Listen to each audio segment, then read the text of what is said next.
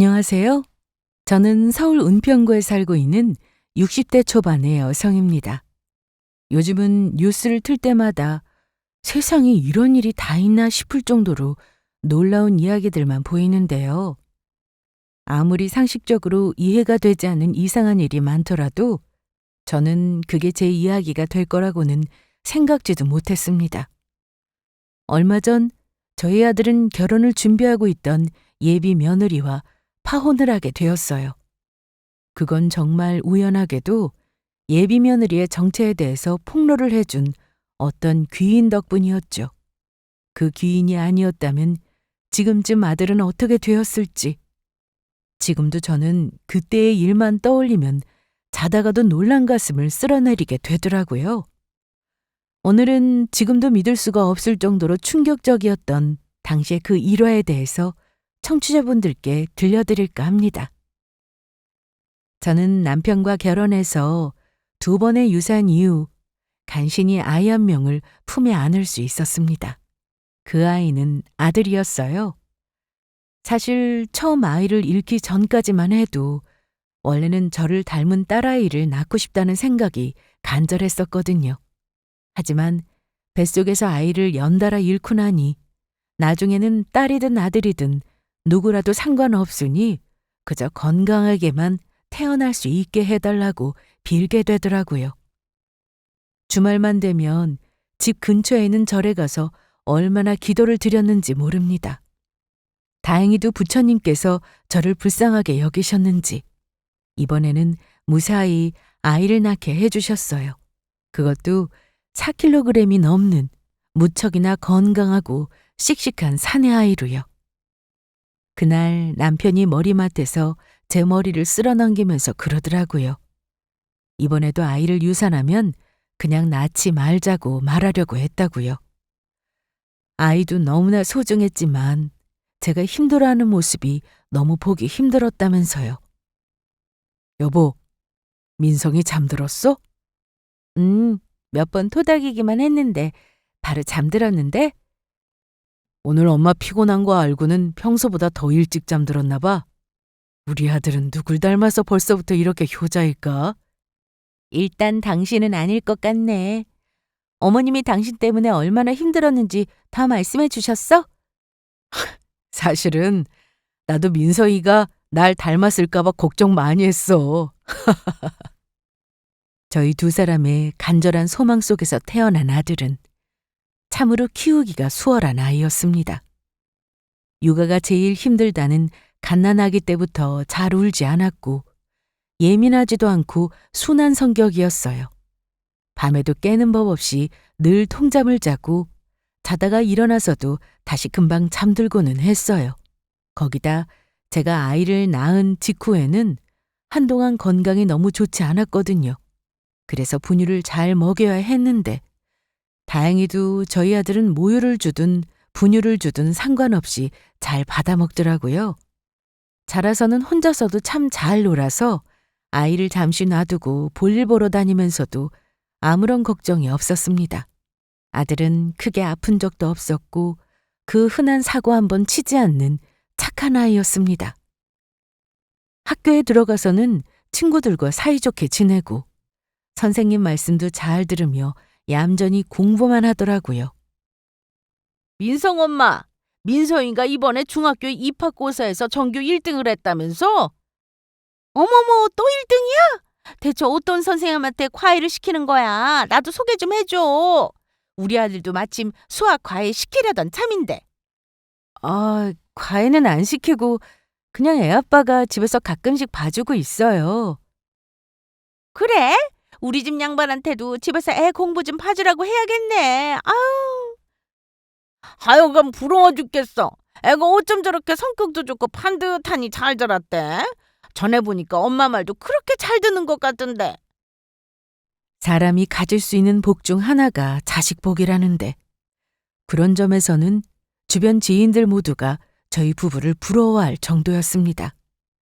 솔직히 말해서 저는 학교 다닐 때 공부를 잘 하지는 못했거든요. 오히려 뒤에서 등수를 세는 게 더 빠른 편이었죠. 하지만 다행히도 아들은 남편 머리를 닮았는지 공부도 곧잘 잘하더라고요. 그래도 그건 그렇게 중요한 게 아니었습니다. 친구들은 저에게 대학을 어디로 보낼 거냐, 의대를 보낼 거냐, 법대를 보낼 거냐 묻고는 했지만 저는 그런 것에는 전혀 관심이 없었어요. 그건 본인이 알아서 결정할 일이고 저는 그저 지금처럼만 건강하고 바르게 잘 자라준다면 그것 말고는 정말 더 바랄 게 없겠다 싶을 뿐이었죠. 아들 이야기만 했지만 저는 남편에게도 항상 고마움을 느끼고 있었습니다. 저희 남편이 참 좋은 사람이었거든요. 저희는 연애 결혼이 아니라 집안 친척 어른의 주선을 통해서 선을 보고 결혼한 경우였습니다. 옛날에는 비교적 흔한 일이었죠. 사정이 그렇다 보니 자연스럽게 만나 연애를 해서 결혼한 부부들보다는 서로에 대한 애정이나 감정이 아무래도 적을 수도 있다는 말들을 많이 하잖아요. 저도 예외는 아니었습니다. 결혼을 하기 직전까지도 혼자서 내심 속으로 그런 걱정을 했었죠. 이 사람이 나를 좋아한다기보다는 그냥 시기와 조건이 대충 맞으니 결혼하는 건 아닐까 하는 걱정을요. 하지만 그건 공연한 고민이었습니다. 남편은 연애를 할 때도 그리고 결혼을 하고 나서도 한결같이 저에게 따뜻하고 자상한 사람이었거든요.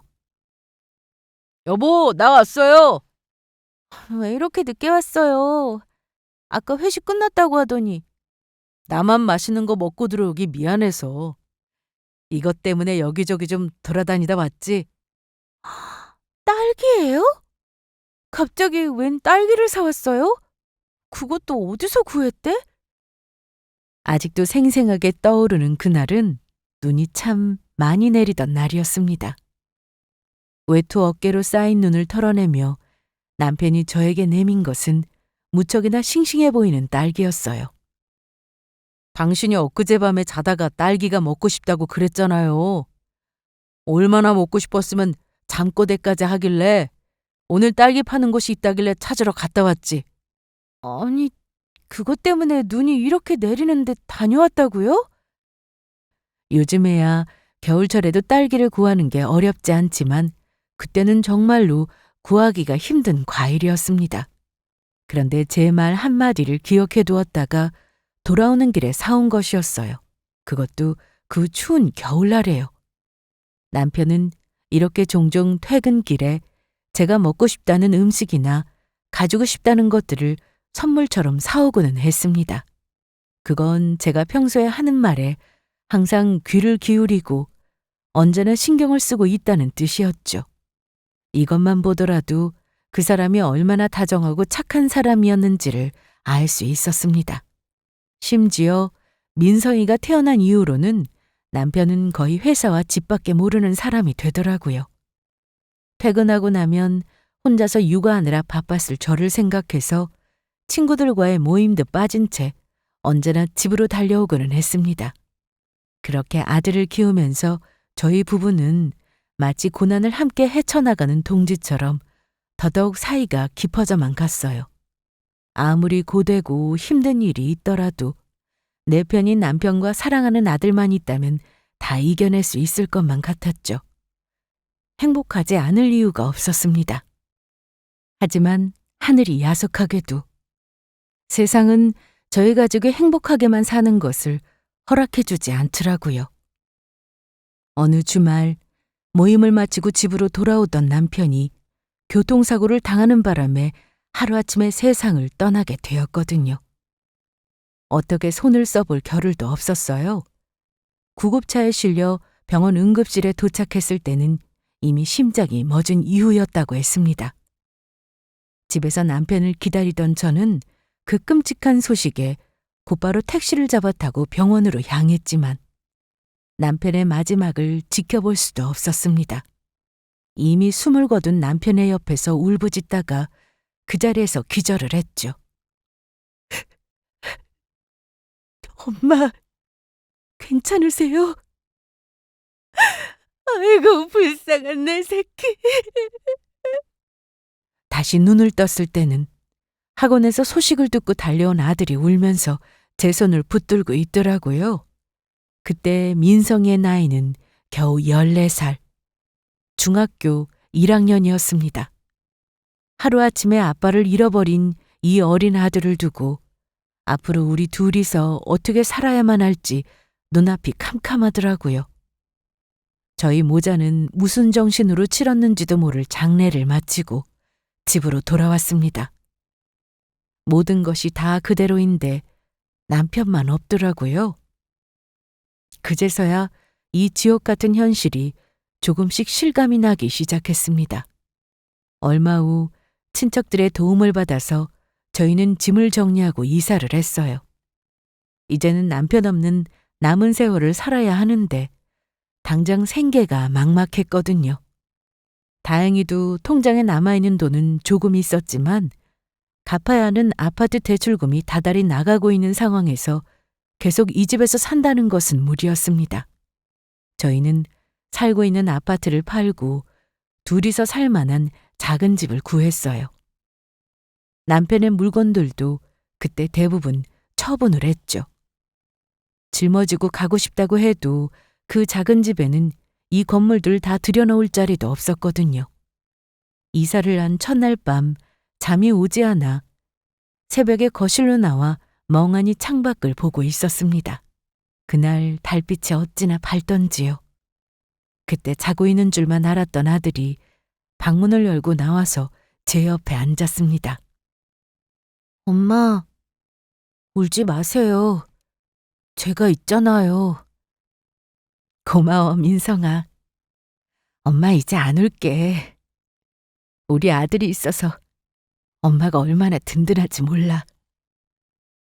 아빠랑 약속했어요. 이제는 제가 아빠 대신 평생 엄마 지켜드릴게요.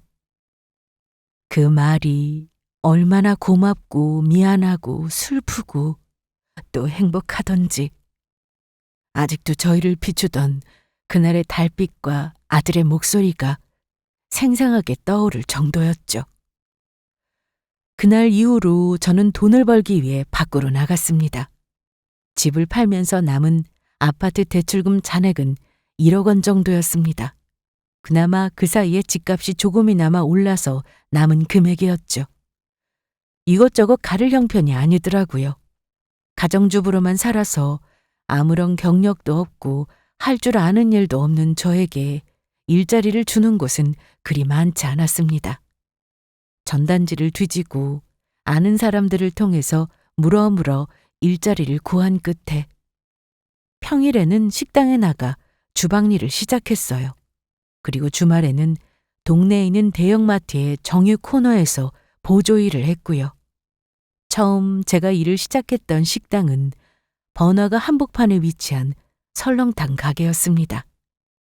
손님이 얼마나 많은지 하루에도 몇백 그릇씩 되는 설렁탕 뚝배기를 나르다 보면 저녁에 집에 돌아왔을 때는 파김치가 되기 일쑤였어요.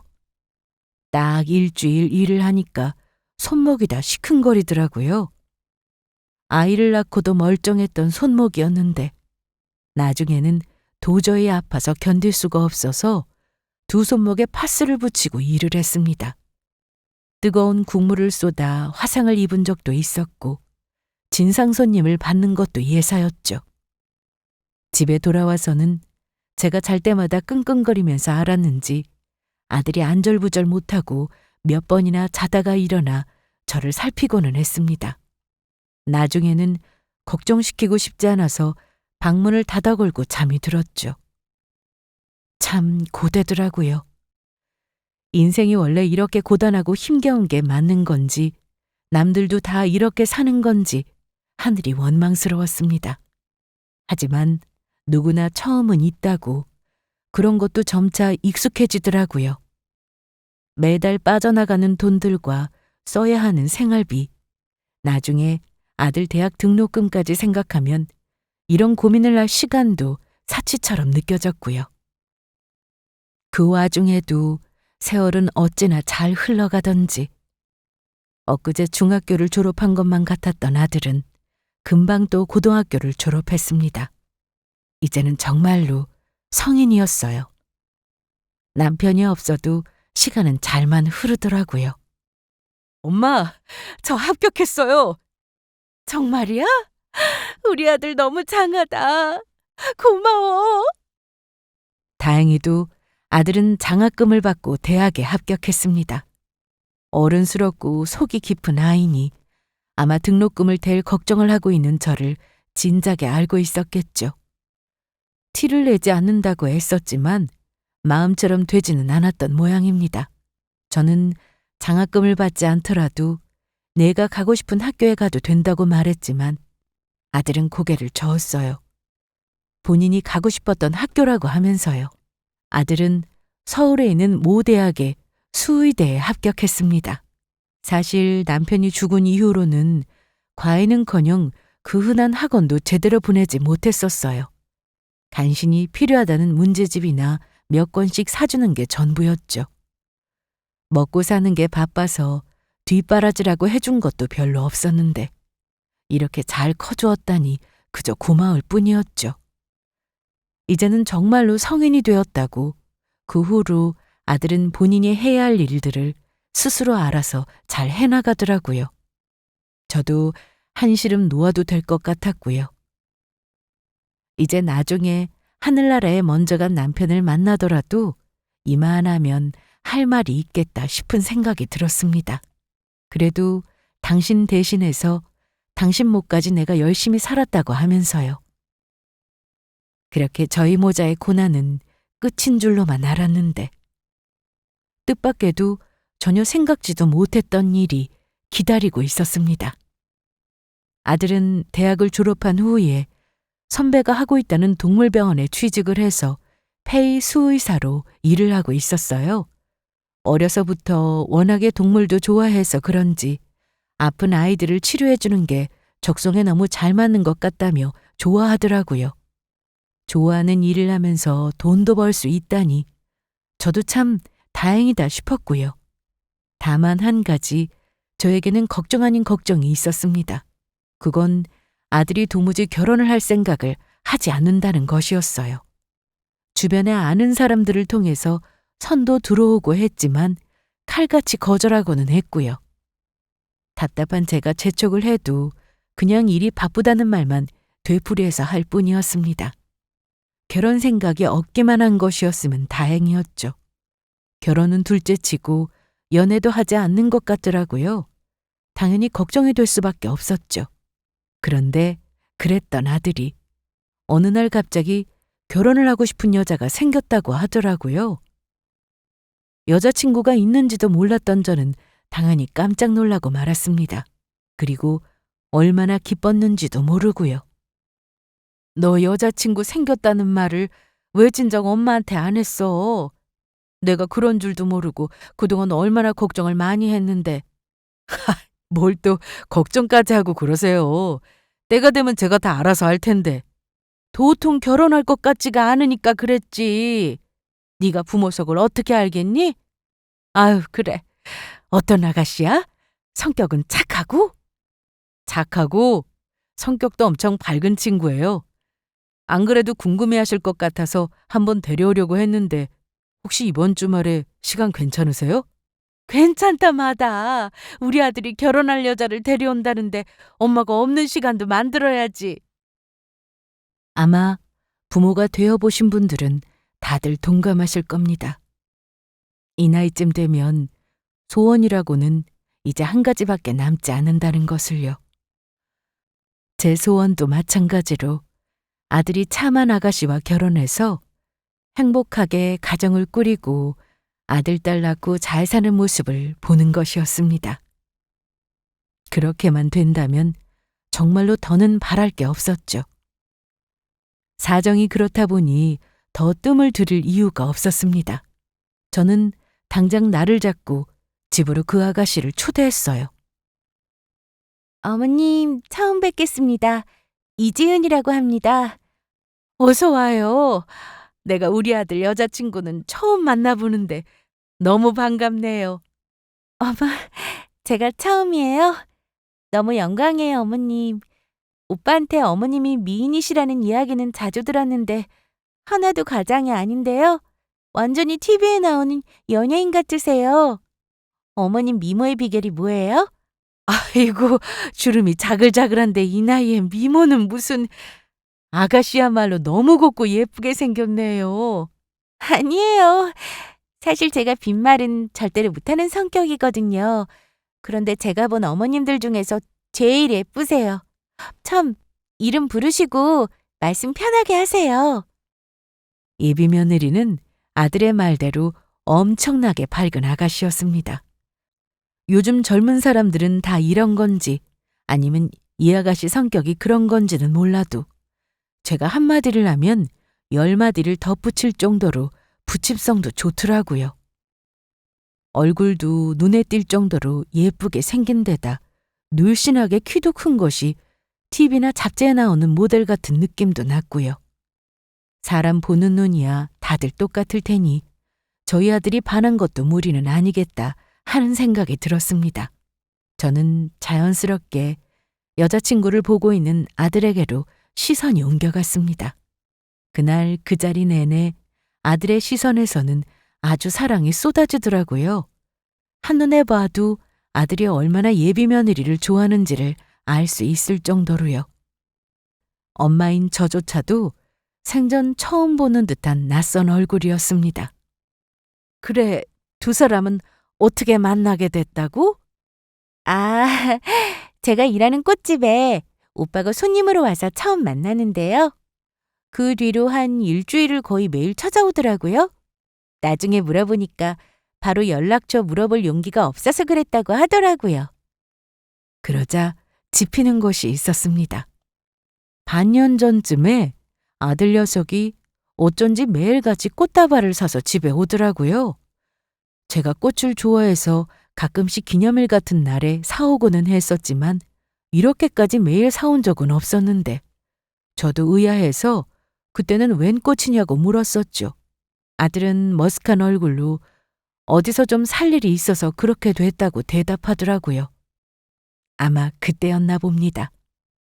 그 뒤로 제가 받았던 꽃들은 다 아들 여자친구가 만들어다 준 것이었겠죠. 예비 며느리는 센스도 좋더라고요. 꽃 고르는 안목이나 예쁜 포장만 봐도 그렇겠다 싶기는 했는데 그날 본인이 입고 있는 옷 스타일도 무척이나 세련됐고 아들 생일에 골라줬다는 넥타이나 가디건 같은 것들도 참 잘 어울린다 싶었습니다. 사실 저희 아들이 본인을 꾸미는 일에는 영 소질이 없었거든요. 그런데 어느 순간부터 사람이 달라졌다 싶게 잘하고 다닌다 싶더니 이게 다 예비 며느리 솜씨였더라고요. 결혼하고도 저렇게 서로 잘 챙겨주면서 살겠다 싶은 생각은 들었습니다. 어머니, 오늘 지은이 보니까 어떠세요? 괜찮죠? 그래. 성격은 참 밝고 좋더라. 하지만 그날 예비 며느리가 돌아간 이후로 저는 새벽 내내 뒤척이며 잠을 잘 이루지 못했습니다. 사람이 매력적으로 보이는 것과는 별개로 어딘지 석연치 않은 느낌이 들었거든요. 이유를 정확하게 짚을 수는 없었지만 이상하게 찜찜하고 뭔가 마음에 들지를 않더라고요. 저도 이유를 모르니 그걸 아들에게 명확히 설명할 수도 없었고요. 더군다나 아들은 이미 예비 며느리에게 푹 빠져서 죽고 못 사는 얼굴이었는데 그 생각을 하면 가슴이 저절로 답답해져 왔습니다. 이게 아들이 장가갈 때가 됐다고 하니 공연히 마음이 싱숭생숭해져서 하는 헛생각인가 싶기도 했고요. 저조차도 낯설게 느껴지는 감정이었습니다. 하지만 아무리 생각을 해봐도 한 가지는 분명했어요. 제가 어렸을 때부터 주변 지인이나 친구들로부터 한결같이 들었던 이야기가 있었거든요. 그건 바로 제 촉이 잘 맞는다는 것이었습니다. 반쯤은 우스갯소리로 하는 말이긴 했지만 이상한 느낌이 든다 싶었던 일은 다 이유가 있더라고요. 그 이유를 미리 아느냐 뒤늦게 알게 되느냐의 차이였을 뿐이었죠. 하지만 이번만큼은 아들의 결혼과 관련한 일이니 저도 고민을 하지 않을 수가 없었습니다. 단지 느낌이 좋지 않다는 이유로 덮어놓고 반대한다는 것도 쉽지 않았고요. 숨긴다고 숨기긴 했지만 제 기분이라면 누구보다 빠르게 잘 살피는 아들이 금방 눈치를 챈 모양이더라고요. 뭔지 자세하게는 몰라도 제가 탐탁치 않아 하는 구석이 있다는 사실을요. 하지만 대놓고 묻지는 않더라고요. 그래서 저도 뭐라고 말하지는 않았고요. 그 상태로 시간만 흐르고 있었죠. 아들은 제 여자친구에 대해서 좀 더 알아갈수록 제 마음이 열릴 거라고 생각하는 것 같았습니다. 그 다음부터 자꾸 셋이서 만나는 자리를 주선해왔거든요. 그리고 그건 아들보다는 예비 며느리가 더 적극적인 모양이었습니다. 예비 며느리는 저에게 전화와 메시지를 자주 보내 안부를 묻고는 했어요. 날씨가 좋으니까 꽃놀이를 가자. 이번 주말에 셋이서 근교에 드라이브를 가는 게 어떻겠냐. 어머님이 좋아하는 영화를 같이 보러 가고 싶다 등등 연락을 해오며 살갑게 굴었죠. 솔직히 예비 며느리 입장에서 늙은이까지 끼워서 셋이서 노는 게 뭐가 그리 즐겁겠어요? 둘이서 데이트할 시간도 부족할 텐데요. 하지만 어려운 와중에도 저와 친해지고 싶어서 애를 쓰는 모습이 고맙기도 하면서 한편으로는 부담스럽기도 했습니다. 그러던 어느 날이었어요. 어머님, 정말로 여태 해외를 한 번도 안 가보셨다고요? 그동안은 일하느라 바빠서 못 갔지. 여유도 없었고. 아들 다 키우고 이 나이 되어 보니까 여행 같이 갈 만한 친구도 찾기 힘들더라고. 우연히 식당에 갔는데 여행을 하는 예능이 나오더라고요. 그러다가 제가 해외여행을 한 번도 다녀오지 않았다는 이야기를 하게 되었죠. 요즘에야 유치원생들도 다 가는 게 해외여행이라지만 저는 그렇지가 못했거든요. 남편과 간 신혼여행도 제주도가 고작이었고요. 해외는 정말로 큰 마음을 먹어야 나갈 수 있었죠. 남편이 죽고 나서는 더더욱 여행을 나갈 엄두를 내지 못했습니다. 평생을 먹고 살 궁리를 하느라 바빴고 아들이 다 크고 나서는 저를 모시고 나가겠다고 하기는 했지만 딱히 그 큰 돈을 들이면서까지 나가보고 싶다는 생각이 들지가 않더라고요. 그런데 제가 해외를 못 나가봤다는 말에 예비 며느리는 큰 충격을 받은 것 같았습니다. 요즘 사람들 생각하기에는 그럴 수도 있겠다 싶더라고요. 저는 그냥 웃기만 했는데 다음 날 예비 며느리에게서 전화가 걸려왔습니다. 다음 달에 저랑 같이 일본 여행 가세요, 어머님. 어? 갑자기 무슨 소리니? 어제 어머님이 비행기 한번 못 타보셨다고 하시는 말씀 듣고 너무 마음이 안 좋아서요. 제가 일본은 여러 번 다녀와서 잘 알거든요. 결혼 전에 어머님 모시고 가서 관광시켜 드릴게요. 거기 맛있는 것도 엄청 많아요. 아우, 됐다. 여행은 무슨... 나는 괜찮으니까 너희끼리나 다녀와. 비행기 티켓 이미 끊었는데 이 표는 취소하면 환불 못 받아요. 그냥 같이 가세요, 어머님. 오빠는 어차피 그때 연차를 쓸 수가 없어서 못 간대요. 저 어머님이랑 둘이서 여행 가보고 싶어요. 네? 환불이 안 되는 티켓이라고 계속 강조를 하는데 참 난감하더라고요. 그래도 제 말에 냅다 해외여행 티켓을 끊었다고 하니 이렇게까지 저를 생각해 주는구나 싶어서 고맙기도 했고요. 아무리 요즘은 해외여행이 쉽다고 하지만 그 마음이 너무 고맙잖아요. 이 이야기를 들으니까 저는 그동안 제가 너무 색안경을 끼고 보고 있었던 게 아닌가 싶은 마음에 미안한 생각도 들었습니다. 그날 아들에게서도 전화가 왔어요. 둘이서 일본 다녀오는 거 너무 좋은 생각인 것 같다고요. 결국 저는 재촉에 못 이겨 여행을 다녀오기로 했습니다. 막상 처음으로 해외여행을 간다고 생각하니 설레기도 하고 마음도 들뜨더라고요. 공연히 이것저것 약간 걱정이 되기도 했고요. 나이가 들면 원래 쓸데없는 걱정이 많아지기 마련이더라고요. 드디어 여행 당일날 아침, 아들이 저와 예비 며느리를 공항까지 태워다 주었습니다. 저희를 내려주고 아들은 출근 시간이 바빠서 바로 떠났고요. 예비 며느리는 기다렸다는 듯이 제 팔짱을 끼고서는 공항 안으로 저를 안내했어요. 아이고, 무슨 사람이 이렇게 많니? 이게 다 해외 나가는 사람들이야? 네, 어머님. 사람 진짜 많죠? 이래서 비행기 타려면 적어도 3시간은 일찍 나와야 해요. 안 그러면 비행기 놓칠 수도 있거든요. 참, 일단 저희 식사부터 할까요?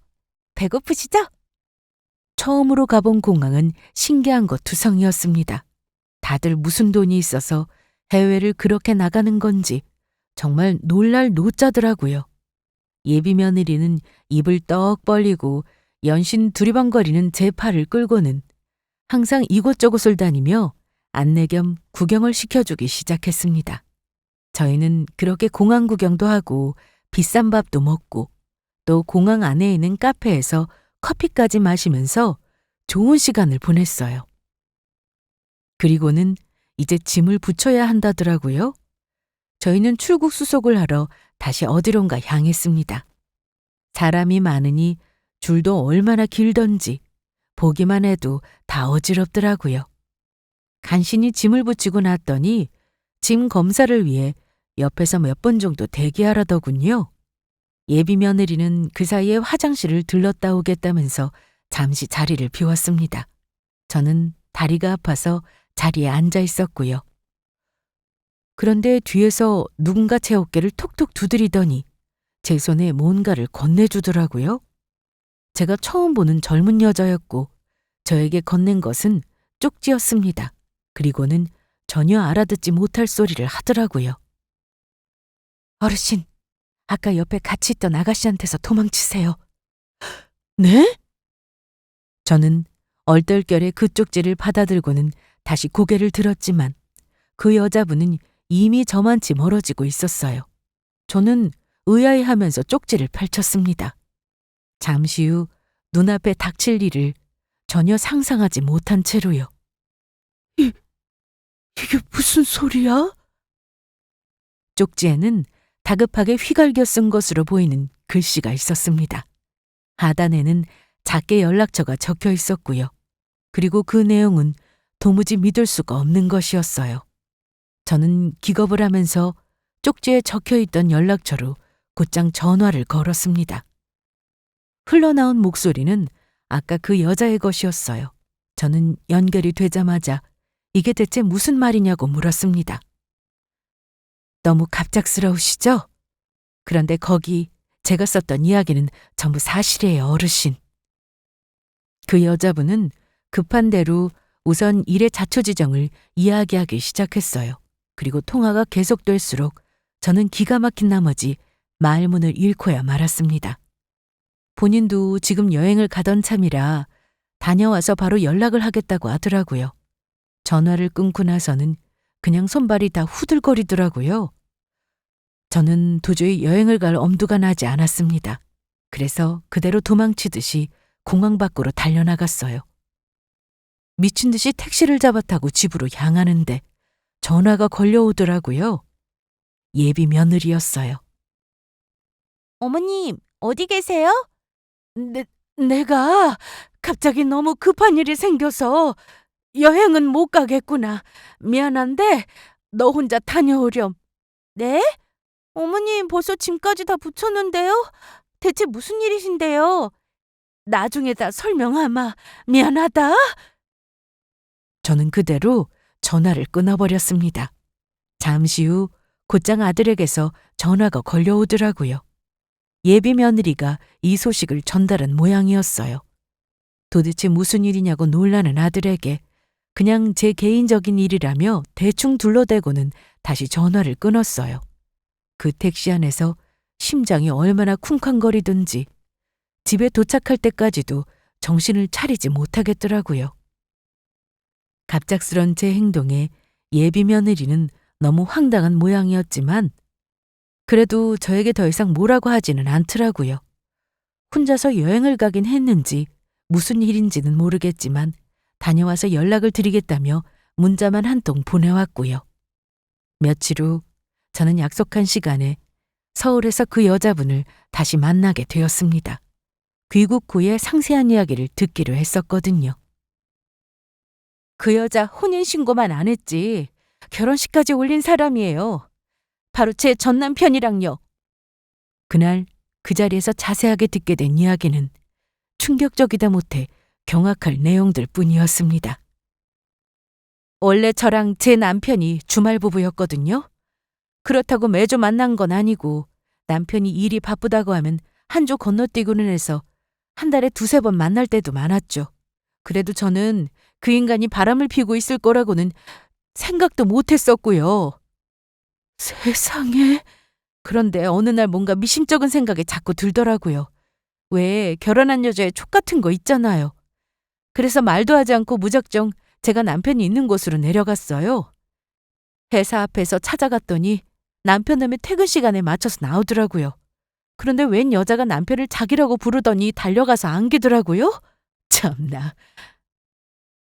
그 여자는 본인의 자취방에서 전 남편과 동거까지 하고 있었다고 합니다. 전 남편이 지방 발령을 받은 이후부터 벌써 1년째 만남을 지속하고 있었다고 하더라고요. 와이프에게 불륜 사실을 들키고 이혼을 당하자마자 기다렸다는 듯이 둘이서 아예 본격적으로 살림을 차려서 함께 살기 시작했다고요. 저는 그때 너무 충격을 받은 나머지 상간녀 소송이고 뭐고 할 생각도 못했어요. 바보 같았죠. 그냥 하루도 더는 같이 못 살겠다는 생각만 했고 합의 이혼하자는 얘기에 그냥 그렇게 하자고 했어요. 당시에는 꼴도 보기 싫어서 당장 그 인간과 헤어지고 싶다는 생각만 들었었거든요. 그런데 이혼을 하고 외국에 1년 정도 나갔다 왔어요. 그런데 제가 나가자마자 둘이서 결혼식까지 올렸다더라고요. 어떻게 그런 일이 얼마나 기가 막혔을까. 그러니까요. 저는 솔직히 아직도 정신적인 충격에 빠져 있는데 그 인간은 그 여자랑 아주 신혼행세를 하면서 잘 먹고 잘 살았다더라고요. 그 후에 전 남편 놈이랑도 헤어지고 그 여자는 연락이 뚝 끊겼다고 했고요. 그러니까 불륜으로 이 여자분의 전 남편과 만났고 다시 그 사람과 헤어진 후에 만난 것이 바로 저희 아들이었던 겁니다. 정말이지 정신이 나갈 것 같더라고요. 그렇게 순진해 보이는 얼굴로 어떻게 이렇게 대담한 짓을 벌일 수가 있는 건지. 저는 그날 밤 바로 아들을 불러서 이리저리 떠보았습니다. 하지만 예비 며느리의 과거나 정체에 대해서 아들은 전혀 모르는 눈치였어요. 결혼했다는 사실도요. 만약 아들이 이 모든 사실을 알고도 결혼하려고 했던 거라면 그것도 그것대로 미칠 노릇이었겠죠. 저는 이걸 그나마 다행이라고 해야 할지 아니라고 해야 할지 참 복잡한 심정이었습니다. 그날 말도 제대로 하지 않고 나 먼저 돌아와서 내내 미안하더라고. 많이 놀랐지? 아니에요, 어머님. 사정이 있으셨겠죠. 저 혼자 다녀온 게 아쉽긴 하네요. 어머님이랑 같이 다녀오려고 한 건데. 다음에 꼭 다시 같이 나가자꾸나. 오늘 데이트 비용은 내가 다 낼 테니까 맛있는 거 많이 먹자고 불렀다. 며칠 후 저는 아들과 예비 며느리를 불러서 함께 외출을 했습니다. 공항에서 혼자 돌아와 미안하다는 핑계를 대고요. 처음에는 조금 뚱한 얼굴이던 예비 며느리는 바로 제 눈치를 살피고는 웃으면서 다시 팔짱을 껴오더라고요.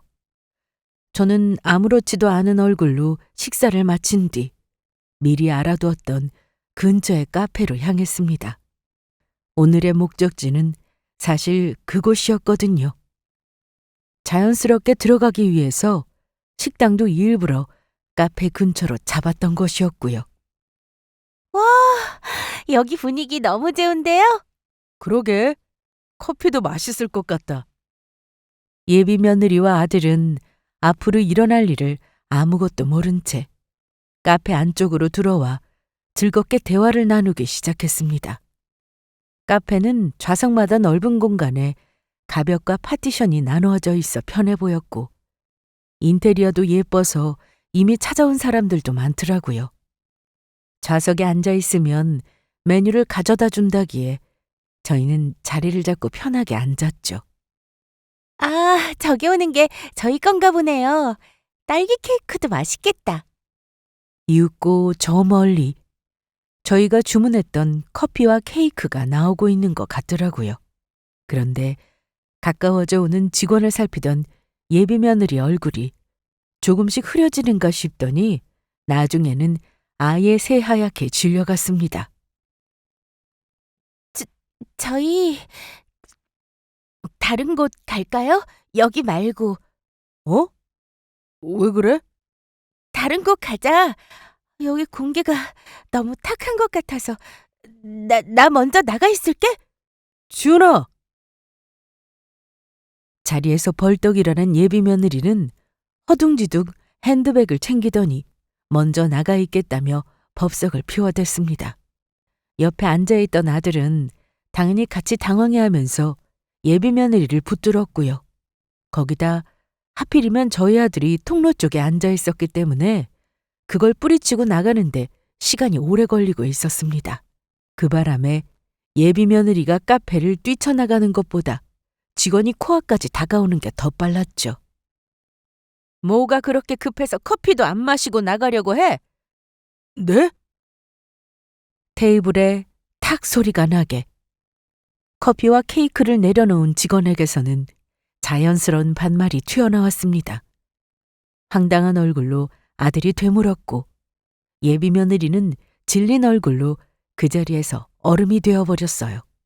그리고 이제는 늦었다 싶었는지 다시 자리에 털썩 앉더라고요. 거의 주저앉는 것처럼요. 비싼 커피 시켰는데 맛은 봐야지. 남자 돈 뜯어서 사치하는 버릇은 아직도 여전한가 보네? 누구세요? 저희 아세요? 손님은 모르고 저 여자는 제가 좀 잘 알죠? 어머, 많이 놀랐나 보네? 여기서 만날 줄은 몰랐지? 무슨 소리 하는 거예요? 이상한 사람이네, 진짜. 그 직원은 당연히 저에게 모든 사실을 알려주었던 여자분이었어요. 애초에 이 카페로 온 이유가 바로 이것이었죠. 여기는 본인이 사장으로 있는 카페였거든요. 예비 며느리는 이제 본인이 전혀 모르는 사람이라며 시치미를 떼기 시작했습니다. 그러면서도 불안한 눈동자를 이리저리 굴리면서 어색한 얼굴로 저와 아들의 눈치를 살피고 있었어요. 안 본 사이에 까마귀 고기라도 삶아 먹었나? 나를 기억 못할 수가 없는데? 하기는 가정 있는 남자랑 놀아날 때부터 멍청한 여자구나 싶기는 했는데. 말도 안 되는 소리를. 도대체 나한테 왜 이러는 거예요? 미친 여자 아니야. 당신 나 알아요? 생사람 잡지 말라고요. 미친 여자라고? 그래, 너 때문에 미칠 뻔 하기는 했지. 그 인간이랑 살림까지 차려서 살다가 이혼해주니까 얼씨구나 좋다고 바로 결혼까지 했다는데 내가 그 소식 듣고 제정신이었겠니? 이게 무슨 말이야? 아니야, 오빠. 우리 나가자. 다른 사람이랑 나랑 착각했나 봐. 미쳤어, 진짜. 아니, 가만히 좀 있어봐. 그 황당한 이야기를 듣고 점점 표정이 굳어가던 아들은 이내 나가자고 난리를 치는 예비 며느리를 다시 붙잡아 앉혔습니다. 그리고는 여자분께 처음부터 다시 이야기를 해달라고 말했죠. 아들이 그동안의 모든 사실을 알게 되는 것은 순식간이었습니다. 야, 이지은. 이거 다 사실이야? 저분이 하는 말 다 진짜냐고? 아니야. 이거 다 거짓말이라니까? 오해가 있었어. 정말이야. 오빠, 나 못 믿어? 예비 며느리는 거의 발작을 하듯이 소리를 지르기 시작했어요. 나중에는 왜 자기 말을 안 믿고 저 여자 말만 믿는 거냐며 발까지 동동 굴러가며 울더라고요. 그러다가 안 되겠다 싶었는지 저를 붙들고 늘어지기 시작했습니다. 어머님은 저 믿으시죠? 저 여자 말도 안 되는 거 아시잖아요. 뭐라고 말씀 좀 해주세요. 글쎄다. 네가 정말로 떳떳한지는 나도 모르겠구나. 저는 그 손을 뿌리치고는 한숨을 내쉬며 자리에서 일어섰습니다. 저는 모든 진실을 다 알려주었고 이제 남은 것은 아들의 몫이었거든요. 저는 먼저 그 자리를 뜨고 집으로 돌아왔습니다. 다음 날 밤새 한숨도 자지 못했는지 퀭한 얼굴의 아들이 찾아왔더라고요. 이야기를 다 전해 들었고 뭐가 뭔지 다 알겠다면서요.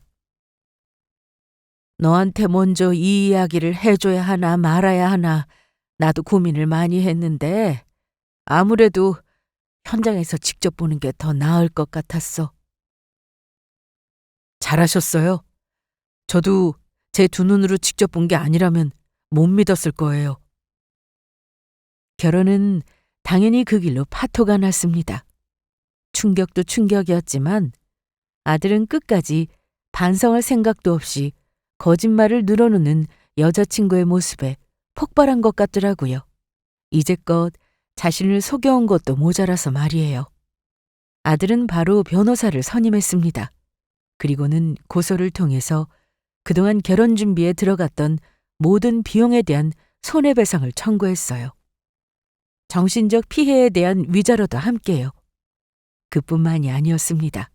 그 여자분도 예비 며느리에게 뒤늦게나마 상간녀 소송을 걸었거든요.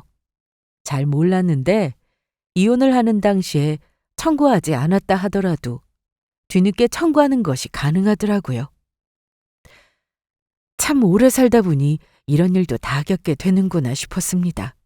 굳이 겪지 않아도 될 일을 아들이 겪었다는 사실에 마음이 아팠고요. 하지만 물은 엎질러졌고 이미 이렇게 되어버렸으니 어쩌겠나 하는 생각이 들었습니다. 무엇보다도 아들이 받은 정신적인 충격이 이루 말할 수 없이 컸었는데요. 한동안 사람을 만나는 게 싫어졌다면서 일할 때를 제외하고는 방 안에 틀어박혀 꼼짝을 안 하고 있더라고요. 말수까지 잃어버린 아들을 보면서 어찌나 속이 상하던지요. 그래도 다행히 지금은 그때의 충격을 많이 회복하고 어느 정도는 예전의 생활로 돌아간 듯 해 보였습니다. 천만 다행이다 싶었죠. 한편으로는 그날 그 공항에서 여자분을 만나지 않았더라면 어떻게 되었을지 지금도 끔찍한 상상에 가끔씩 몸서리를 치고는 합니다. 며느리가 될 뻔했던 그 여자애는 지금쯤 조금이나마 반성을 하고 있을까요? 남의 눈에서 눈물 나게 하면 본인 눈에서는 피눈물이 나게 된다는 사실을 왜 몰랐던 건지. 사람이 도리를 지키면서 사람답게 산다는 게 생각보다 당연한 일은 아니었다는 걸 다시금 깨닫고 있는 요즘입니다. 여기까지 들어주셔서 감사합니다.